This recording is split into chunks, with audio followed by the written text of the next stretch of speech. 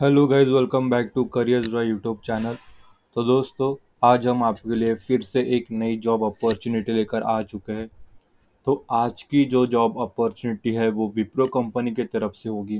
Wipro off campus recruitment for processor. ठीक है, जो प्रोसेसर जॉब पोजीशन होती है उसके लिए विप्रो द्वारा रिक्रूटमेंट निकल चुकी है। ओवरव्यू देख लेते हैं। Company name Wipro, post name processor. Expected जो सैलरी रहेगी आपको मिलेगी वो up to 6 lakh per annum रह सकती है। एक्सपेक्टेड है, कंफर्म सैलरी नहीं है। ठीक है। जॉब लोकेशन नोएडा बेस्ड, जो ब्रांच है विप्रो की वहाँ पर ये पोजीशन है। Experience, freshers and experience both are eligible.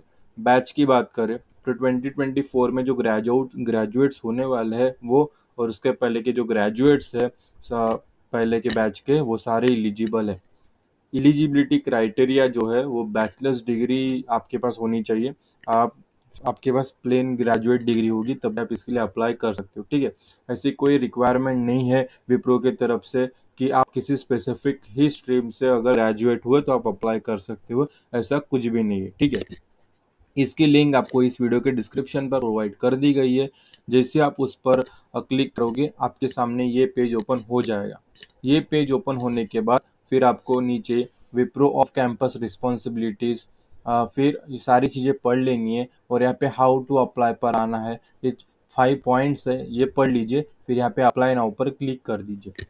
जैसे हम अप्लाई नाउ पर क्लिक करेंगे हमारे सामने नेक्स्ट पेज ओपन हो जाता है विप्रो करियर्स का। यहाँ पे भी देखो प्रोसेसर है, जॉब टाइटल यहाँ पे लिखा हुआ है। उसी के ठीक अपोजिट में आपको दो बटन दिखती है, अप्लाई और शेयर। तो हमें अप्लाई पर क्लिक कर देना है, अप्लाई बटन पर क्लिक कर देना है। जैसे हम अप्लाई बटन पर क्लिक करेंगे हम नेक्स्ट स्टेप पर आ जाते हैं। ठीक है। तो थोड़ा समय लगता है। देखो अभी एंटर योर ईमेल, ये पेज ओपन हो जाता है। तो एंटर योर ईमेल में क्या करना है, आपको जिस ईमेल आईडी से आपको क्या विप्रो में अप्लाई करना है वो ईमेल आईडी आपको यहाँ पे फिलअप कर देनी है। ठीक है, मैंने यहाँ पे फिलअप कर दी।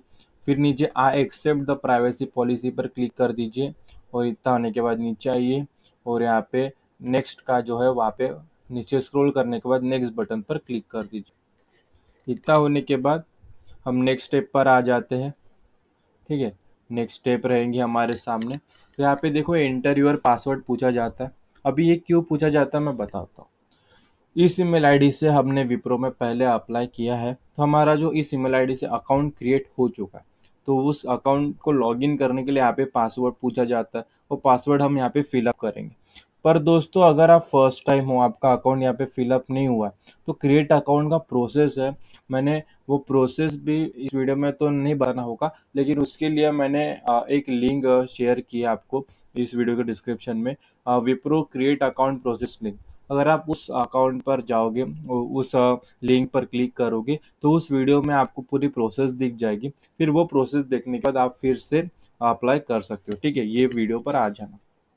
पहले ये वीडियो देख लो, अप्लाई का छोड़ दो। बाद में जब अप्लाई करने जाओगे तो वो लिंक पर जाके आप अप्लाई करोगे और लिंक पर जाके क्लिक करोगे तो वो प्रोसेस देख के अप्लाई क्रिएट कर देना। फिर से हम इसी वीडियो पर आ जाएंगे। ठीक है। फिर यहाँ पे लॉगिन कर देना है, पासवर्ड जिनका अकाउंट बना है पासवर्ड यहाँ पे डाल दीजिए। नहीं नहीं भूल गए होंगे पासवर्ड तो फॉरगेट योर पासवर्ड पर क्लिक करके आपका जो पासवर्ड है वो रिकवरी कर सकते हैं।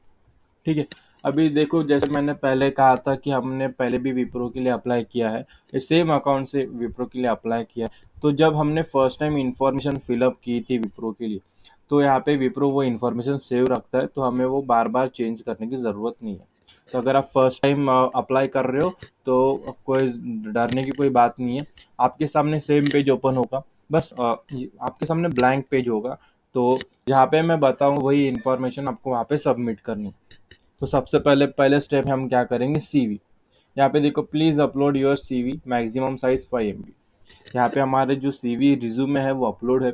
आपको यहाँ पे रिज्यूमे अपलोड पर क्लिक करके अपने डिवाइस से अप टू डेट रिज्यूमे आप ऐड कर सकते हो। फिर नीचे प्रोफाइल पिक्चर, प्रोफाइल पिक्चर में आपकी प्रोफाइल पिक्चर यहाँ पे आप अपलोड कर दीजिए आपके डिवाइस से। फिर नीचे क्रिएट अ लॉगिन, यहाँ पे लॉगिन आईडी, नेम और सरनेम मिला के विदाउट स्पेस दिए आप लिख लीजिए। फिर पासवर्ड री एंटर, यानी वही पासवर्ड सेम आप डालोगे। डाल देना है। फिर एंटर योर इन्फॉर्मेशन में क्या करना है, सबसे पहले सैचुरेशन टिक कर देना है। यहाँ पे क्लिक करोगे तो देख आपके नेम के पहले जो टाइटल लगता है, मिस, मिस्टर, मिसेस, जो भी है वो टिक कर दीजिए।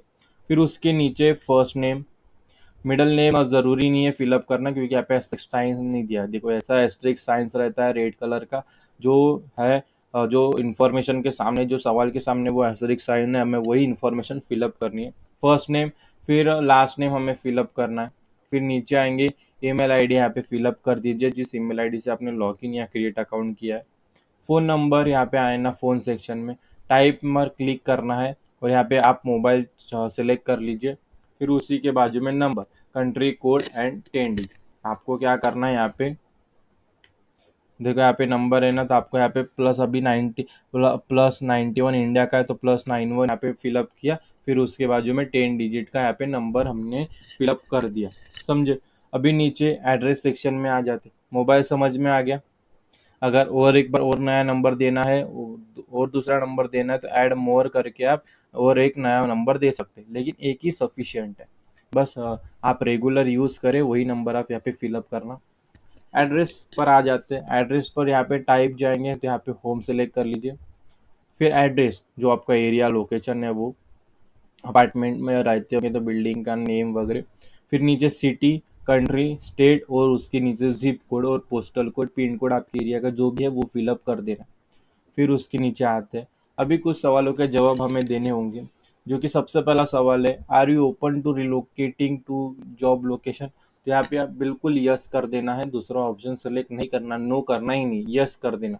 इनका यही कहता है कि आप, इनका यही पूछना है कि आप ट्रांसफ़र के लिए, यानी गवर्नमेंट में ट्रांसफ़र होते ना, तो जैसे ये नोएडा के लिए, ठीक है, ये जॉब किसके लिए, नोएडा के लिए है। तो अगर आपको हैदराबाद, मुंबई, पुणे, अ, ऐसी जगह आपको दे दिया गया, बैंगलोर, अगर ऐसी जगह आपको जॉब दे दी गई तो क्यों नहीं लेना चाहोगे। नौकरी करनी है किसी भी कहीं पे भी मिले, बस अच्छी सैलरी होनी चाहिए, अच्छी कंपनी होनी चाहिए, और विप्रो रेपुटेड कंपनी है भाई, ठीक है ना। तो हमें यहाँ पे यस कर देना। बात वो ट्रांसफर ऐसे देते नहीं है, बस पूछ के रखते, ठीक है। तो हमें इस क्राइटेरिया से कट ऑफ नहीं करना है, इसलिए हमें यहाँ पे यस सिलेक्ट करना है। Next question, have you ever been employed with Wipro और इट्स सब्सिडरीज। आप इसके पहले विप्रो और उसके सब्सिडरीज जुड़े, विप्रो से जो कनेक्टेड कंपनियां हैं, ग्रुप की कंपनियां, आप उसमें पहले काम कर चुके हो। अगर है तो यस कीजिए, अदरवाइज नो कीजिए। अगर यस किया है तो आपको यहाँ पे नीचे, if yes please provide your employ ID. आपको विप्रो द्वारा एक एम्प्लॉय आईडी प्रोवाइड करती है विप्रो अपने एम्प्लॉयज़ को, तो वो ईमेल आईडी, वो एम्प्लॉय आईडी आपको यहाँ पे सबमिट कर देनी है। अगर नो तो आपको यहाँ पे एंटर N/A, यानी देखो मैं फिर से आपको एक बार क्लिक करके देता हूँ। यहाँ पे क्या करना है, capital N slash capital A, ठीक है। आपको यही, यानी नॉट अप्लीकेबल, इसका जो फुल फॉर्म होता है NA का मतलब नॉट अप्लीकेबल होता है, समझ में आ गया। अभी नीचे नेक्स्ट क्वेश्चन क्या पूछा जाता है, यानी मैं डायरेक्ट डायरेक्ट बता देता हूँ। आपने पिछले 12 महीने, एक साल से आपने कभी गवर्नमेंट के लिए या गवर्नमेंट के अंदर एजेंसी हो, कॉन्ट्रैक्ट बेस हो, किसी भी तरह के से गवर्नमेंट के लिए काम किया है तो यहाँ पे यस कीजिए, अदरवाइज नो कीजिए, ठीक है। फिर एजुकेशन सेक्शन में आ जाते हैं। यहाँ पे एजुकेशन टाइप सेलेक्ट कर लीजिए, आपकी जो भी है। अभी मैंने यूनिवर्सिटी से अपना जो है हाईएस्ट एजुकेशन किया है, तो मैंने वो यूनिवर्सिटी सेलेक्ट कर दी। अभी क्या करेंगे, कॉलेज एजुकेशन, यहाँ पे डिग्री सेलेक्ट कर लीजिए। फिर उसके बाजू में कॉलेज यूनिवर्सिटी, फिर उसके बाजू में ब्रांच। यहाँ पे देखो ऐसा एंटर करोगे ना, ठीक है। अभी यहाँ पे देखो, मैंने यहाँ पे, मैं बता देता हूँ, ऐसा आप सर्च करोगे भी, मैंने यहाँ पे कंप्यूटर लिख दिया, नीचे ऑप्शंस आ जाते हैं, समझ में आ गया। ये देखो नीचे ऑप्शंस आ गए सारे, हाँ, है ना। यहाँ पे देखो कंप्यूटर साइंस किया। डिग्री में देखो आप यहाँ पे लिखोगे, जैसे मैंने इंजीनियरिंग, यानी जो डिग्री आप ले रहे हो और ले चुके हो वो आपको यहाँ पे लिखनी है। देखो यहाँ पे सेलेक्ट कर देना, समझ में आ गया। फिर नीचे CGPA वगैरह परसेंटेज वगैरह फिलअप करने की ज़रूरत नहीं है। उसके नीचे ऑप्शन में आना है, ईयर ऑफ पासिंग, या नहीं फिलअप किया तो भी चलता। कंट्री सिलेक्ट कर दीजिए, ठीक है, अभी कंट्री। फिर उसके नीचे कॉलेज की सिटी और उसका स्टेट, ठीक है, जिस जिस कंट्री से पढ़े हो, जिस सिटी से पढ़े हो, जो स्टेट से पढ़े हो वो सिलेक्ट कर देना। फिर नीचे आएंगे, नेशनलिटी आपको सिलेक्ट कर देनी है, जिस नेशनलिटी से है। फिर नीचे, are you legally authorize to work in this country. बिल्कुल, अभी ये इंडिया में अगर आप इंडियन सिटीजन है तो आप लीगली ऑथराइज्ड है, तो बिल्कुल यस कर दीजिए। फिर उसके नीचे, विल यू नाउ और in future require the company sponsorship for employment visa like H1B TN EAD other work. तो यहाँ पे अगर आप इंडियन सिटीजन है और इंडिया में काम करना चाहते हो, तो हम लीगली काम करना चाहते हो, तो आपको यहाँ पे कोई वीज़ा की या कोई स्पॉन्सरशिप की ज़रूरत नहीं है। ठीक है, समझ में आ गया। नॉन इंडियन है तो एक बार देख लीजिए गूगल वगैरह पे। ठीक है, अगर आप इंडियन सिटीजन है और इंडिया में काम करना चाहते हो, तो यहाँ पे आपको नो सेलेक्ट करना है, यानी अब में कोई ज़रूरत एम्प्लॉयमेंट वीज़ा या स्पॉन्सरशिप की ज़रूरत नहीं है। फिर नीचे वर्क एक्सपीरियंस पे आएंगे। अभी फ्रेशर्स के लिए मैं बता देता हूँ, एम्प्लॉयर में NA लिखना है, यानी नॉट अप्लीकेबल, मैंने ऊपर ही बता दिया था, नॉट अप्लीकेबल, N/A या NA दोनों सेम है, नॉट अप्लीकेबल। फिर उसके बाजू में सिटी, आप जिस शहर में रह रहे हो, आपकी रेसिडेंस सिटी वो लिख दो, जो मैं फ्रेशर्स के लिए बता रहा हूँ जिनके पास वर्क एक्सपीरियंस है नहीं। ठीक है, फिर उसके बाजू में अपनी कंट्री, फिर स्टेट, और जो स्टार्ट टू एंड डेट है वहाँ पे क्या करना, आप जिस दिन ये फॉर्म अप्लाई कर रहे हो वो डेट आपको यहाँ पे दोनों जगह सेम लिखनी है। अभी जिनके पास वर्क एक्सपीरियंस है तो उन्हें क्या करना है, एम्प्लॉयर्स में अपनी कंपनी का नाम, कंपनी किस सिटी में है, किस कंट्री में है, किस स्टेट में है, और कौन से डेट तक काम किया है। ठीक है, इतना करना है। फ्रेशर्स के लिए NA, सिटी अपनी, कंट्री अपनी, स्टार्ट और एंड एक ही फिलअप कर देना। ठीक है, समझ में आ गया।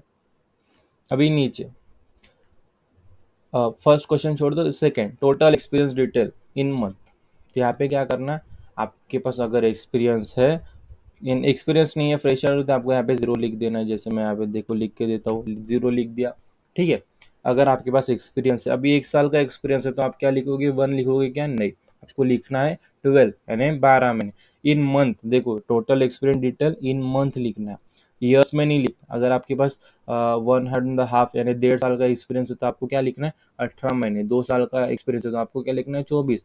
5 साल का एक्सपीरियंस है तो क्या लिखोगे, 60। ठीक है, 60। 1 साल का एक्सपीरियंस है तो 12 महीने। ठीक है, और आधे साल का एक्सपीरियंस तो 6 महीने, समझे। इन मंथ, जितना भी मंथ का एक्सपीरियंस है वो मंथ लिखना है। फिर उसके नीचे करंट नोटिस पीरियड। तो अगर आप फ्रेशर्स हो तो आपको यहाँ पे जीरो सेलेक्ट करना है।